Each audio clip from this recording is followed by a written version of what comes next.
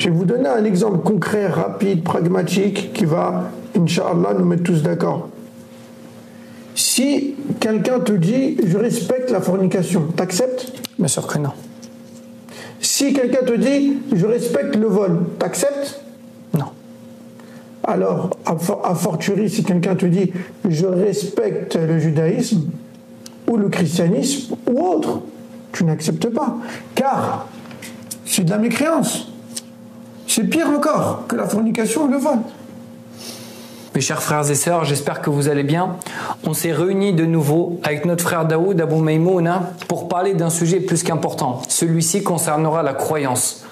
On va traiter et analyser en détail une parole qui revient très souvent dans les médias, dans les radios, à la télé de manière générale. Cette parole nous dit que le musulman respecte toutes les religions. Akhil Karim, on va te poser cette question. Qu'est-ce que nous dit le Coran et la Sunna concernant ce propos?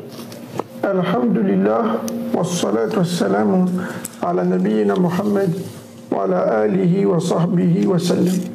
Premièrement, je remercie Allah subhanahu wa ta'ala de nous réunir ce soir pour étudier sa religion, la comprendre et répondre à cette question qui est très importante car elle représente clairement une ambiguïté au sein de la communauté française. Est-ce que le musulman a droit de dire « je respecte toutes les religions » ou pas lorsqu'on regarde le Coran et la Sunna selon la compréhension des pieux prédécesseurs? Lorsqu'on regarde avant, on a un hadith qui a été rapporté par Abu Umama radiyallahu anhu, dans lequel le prophète sallallahu alayhi wa sallam aurait dit qu'il y a eu 124 000 prophètes avant lui, qui représente un nombre conséquent. Non.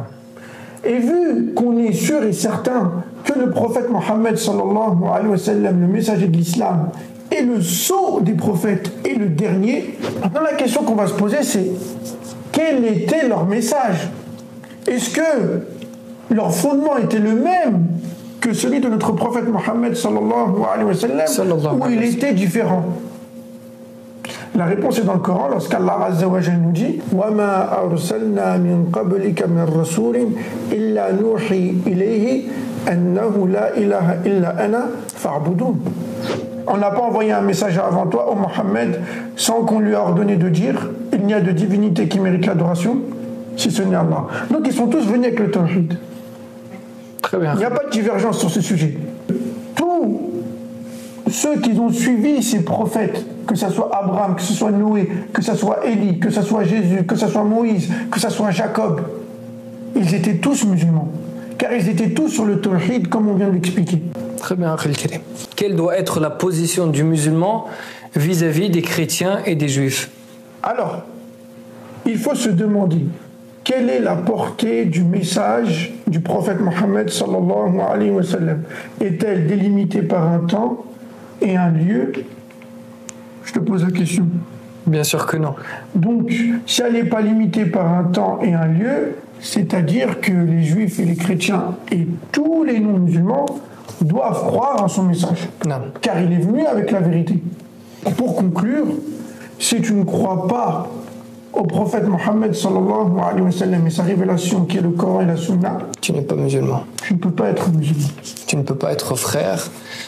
On ne peut pas considérer un juif ou un chrétien comme notre frère. S'il n'est pas musulman, il ne peut pas être notre frère, bien évidemment. Est-ce qu'il est permis aux musulmans ou non de respecter toutes les religions? Il va falloir regarder et analyser la signification et l'essence du mot respecter pour pouvoir répondre à cette question. Qu'est-ce qu'il signifie en langue française? Qu'est-ce que les dictionnaires nous disent à son sujet? Parmi l'essence, il est à considérer, estimé profondément, digne d'intérêt, valorisé.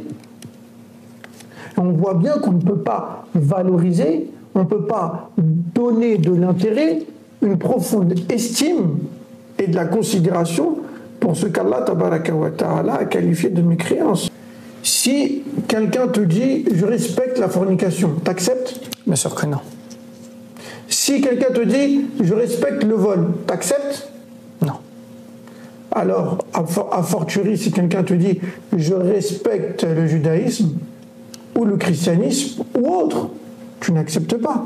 Car c'est de la mécréance. C'est pire encore que la fornication ou le vol. Les non-musulmans ont compris, mes chers frères et sœurs, que les mots ont une importance cruciale. Vous n'allez pas me dire, oui, mais lorsqu'on dit on respecte les juifs et les chrétiens, on ne veut pas par là valoriser leur religion, on veut tout simplement dire qu'on n'est pas injuste envers eux, on ne veut pas leur causer du tort.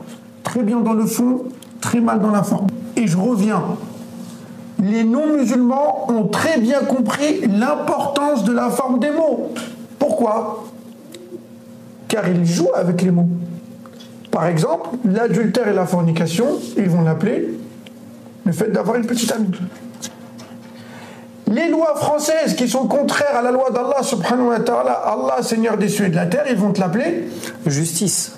Ils vont t'appeler l'alcool apéro.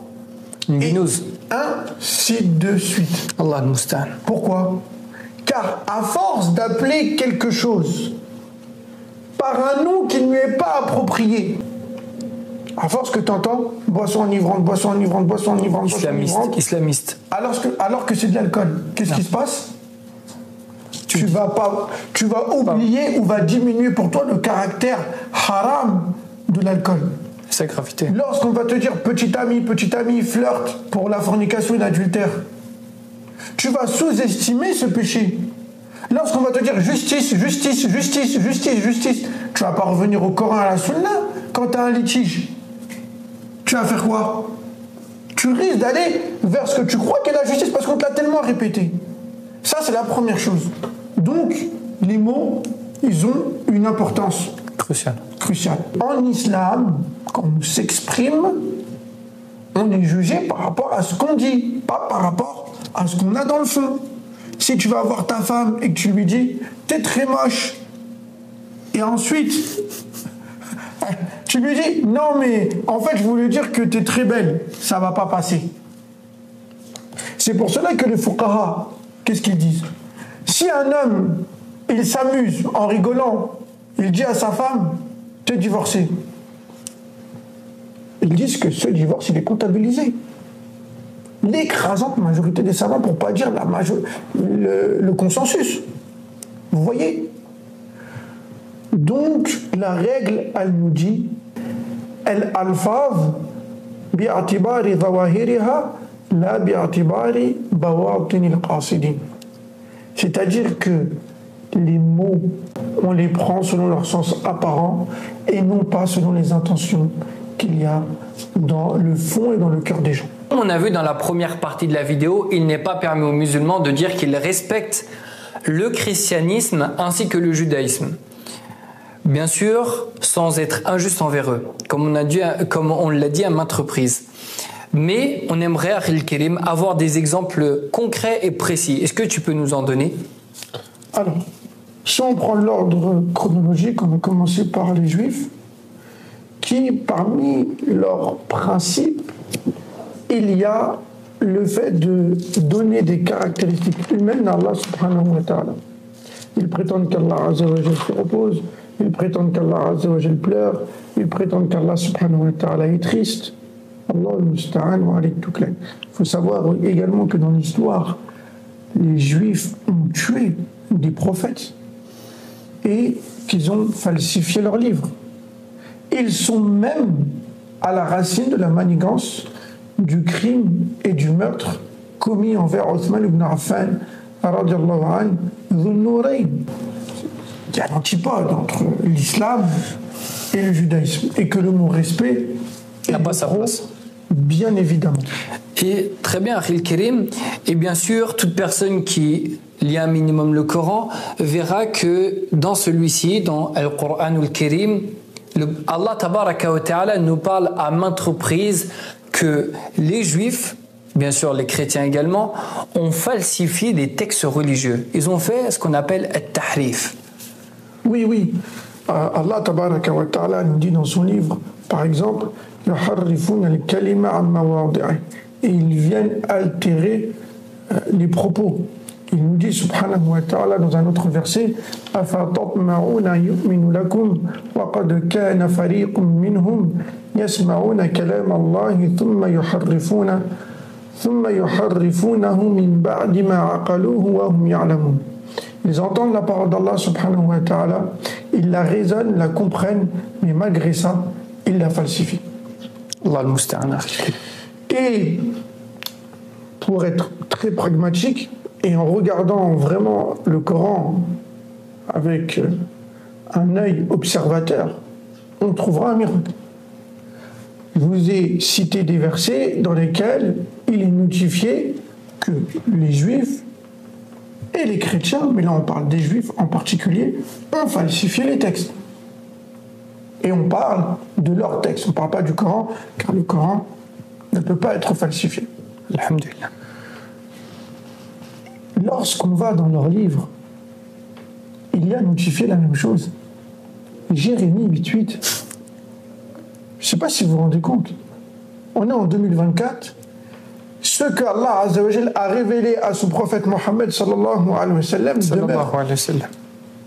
N'importe quel juif, n'importe quel chrétien peut regarder de lui-même. Jérémie 8.8. On veut être encore plus pragmatique. On veut être encore plus dans le concret. On regarde tout simplement les versions de la Bible.